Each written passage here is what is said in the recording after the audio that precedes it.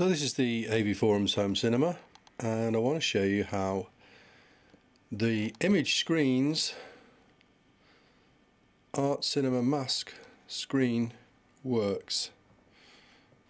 So that's the screen as you walk into the home cinema. It's the artwork produced by Andrew Timbs, printed onto the screen material. Everything's controlled using the iPad. If we wanted to watch a Blu-ray, then hopefully you can see this. So this is the application that we're using, and I'm going to press the Blu-ray button. The first sound that you can hear was the protective cover over the JVC projector moving out of the way. The blinds are actually now on the way down, but I'm going to put them back up because I want to put some light in here. Blinds up. As you can see, the artwork is moving out of the way, and we now have the screen to watch the Blu-ray on. It takes a moment or two for the JVC to power up, the JVC projector, the X75.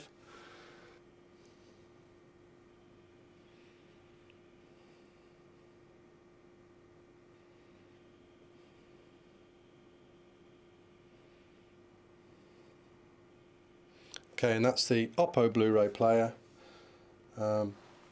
which we can control using the iPad.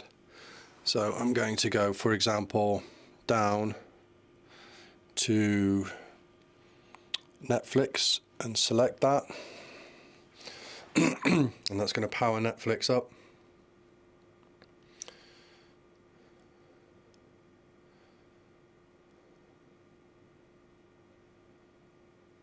Through the Oppo Blu-ray player.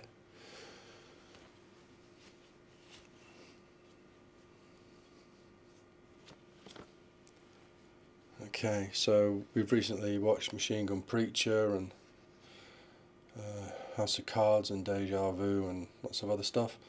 But if we select, for example, Deja Vu, I'm just going to play that.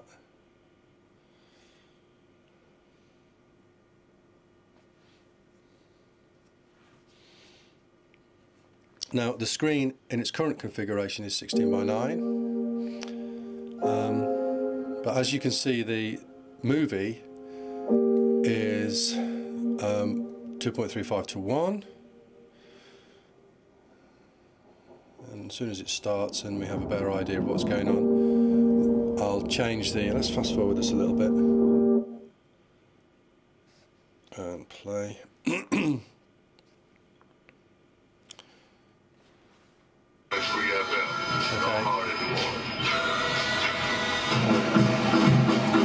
Let's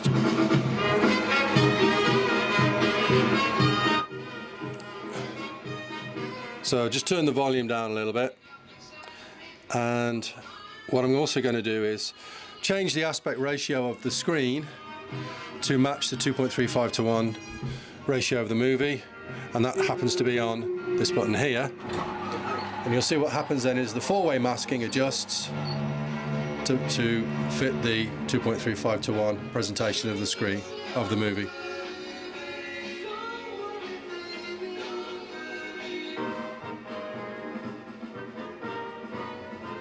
Okay, so looking very nice actually, Netflix. Let's just see what happens. I'm going to turn the lights off, lighting off, and bring the blinds down.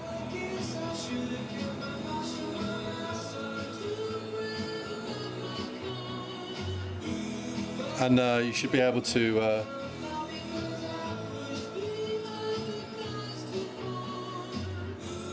it's never a good idea to try and demonstrate the picture quality by videoing it, because you lose so much in the translation, but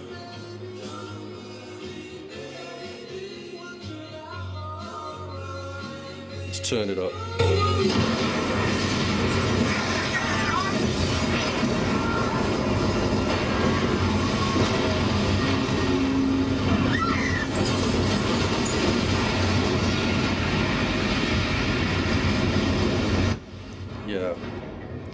Wallop. So let's stop this and go and watch something like House of Cards, and we'll go back and put on House of Cards, and we can see that the aspect ratio of the screen's all wrong now. So I'm going to, if you can see this, bring up the menu and press this other button, the asterisk, and that changes the aspect ratio back to 16:9. Let's turn the lighting on and bring the blinds up. Okay, so that's Blu-ray.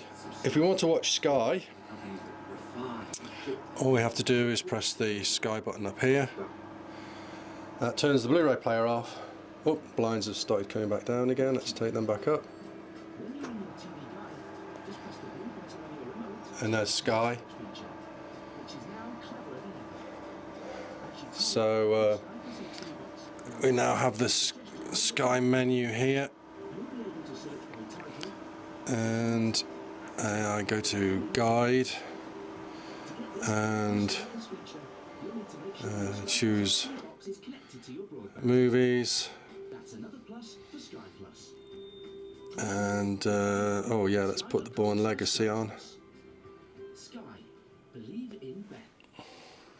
Oops. Let's just cancel that. Bourne Legacy.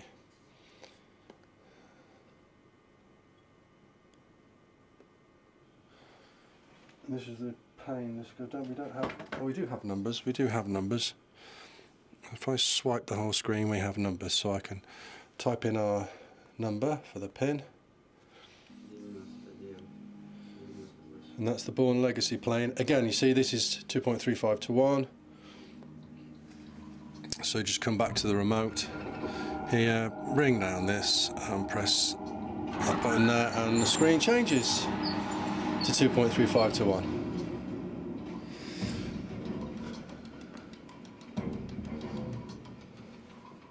So that's Sky.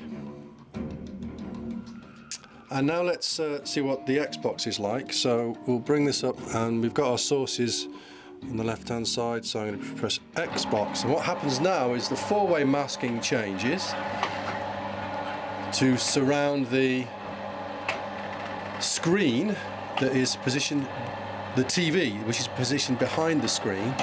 So you can see that the whole screen's moved down, the white area has moved down, the artwork is also moving down.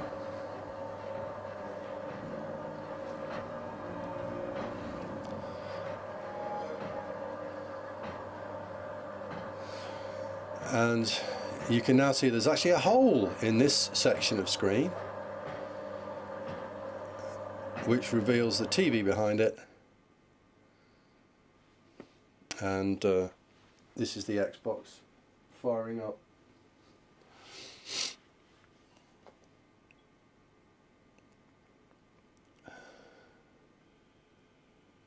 There we go. So that's the Xbox. We choose to play games using the telly because we don't want to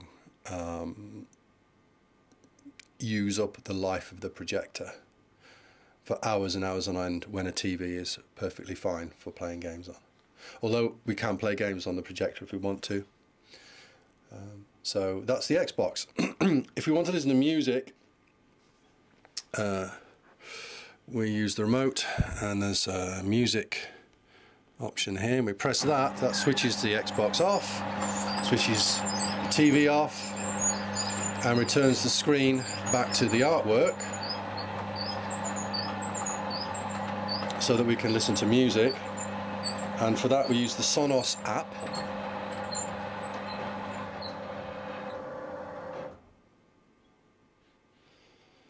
And let's go to the music library on the Sonos app. Let's pick a nice bit of music. Castaway. So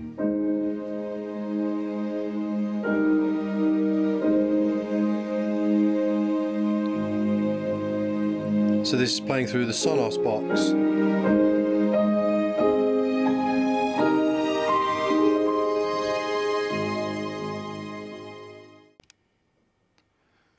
Let's take a close-up look at this bit of Star Wars artwork by Andrew Timbs. So we have the Empire on the left, with the Emperor in the middle there, Grand Moff Tarkin,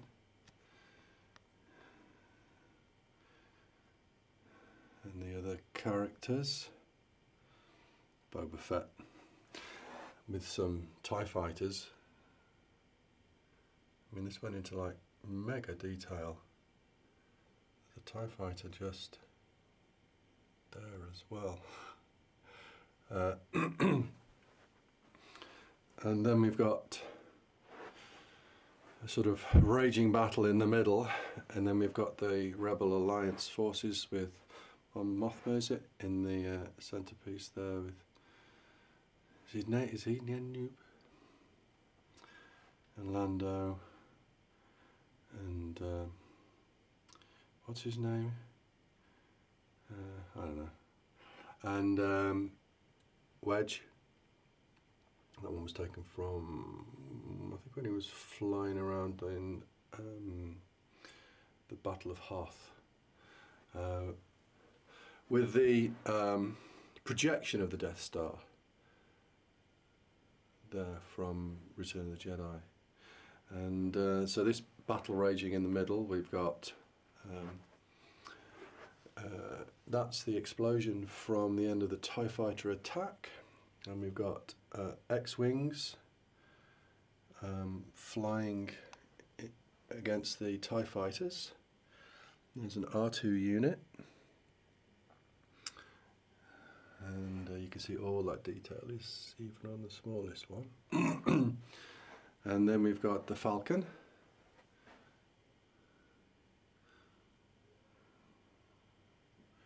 All that detail there. It's really tricky to get an image of the Falcon, actually, because if you try and grab one from one of the movies, well, it's always got motion blur on it because it's always flying so fast. And then we've got the Star Destroyer up here with a shuttle, other Star Destroyers. And then we also have the Falcon is chasing these TIE interceptors. So with this explosion here from Return of the Jedi, the big space battle there. And these are the TIE interceptors here. And then in the bottom third we have these three scenes of the main characters. So how could we not put Leia in her bikini? Sorry, but rather predictable. There we go. This was the scene from the sail barge when she was looking at Luke about to be thrown into the pit of Sarlacc. And then we've got the scene from Empire when the Falcon was in the asteroid field. I think most of the elements were taken that. Certainly 3PO was taken from that.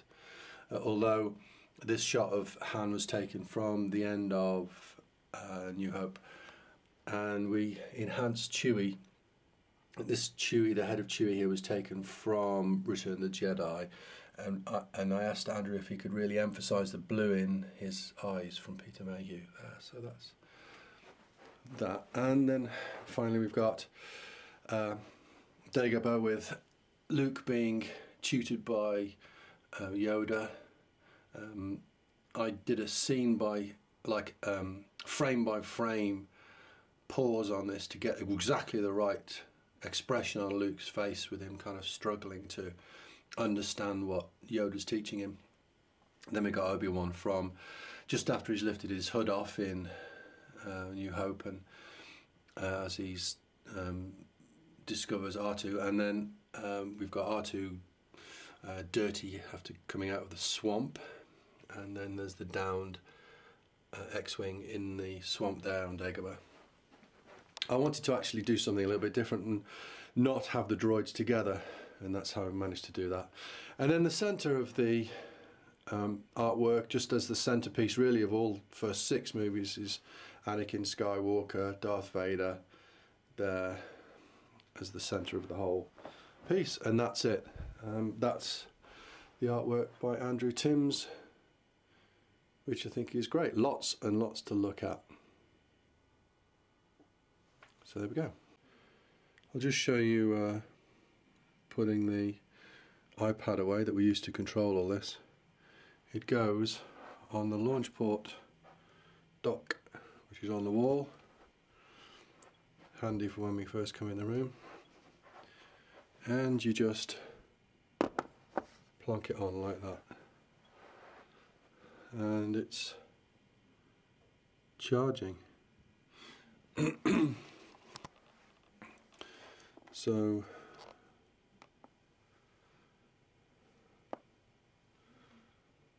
that's the artwork again. Let's turn it off. And we'll turn off the lights.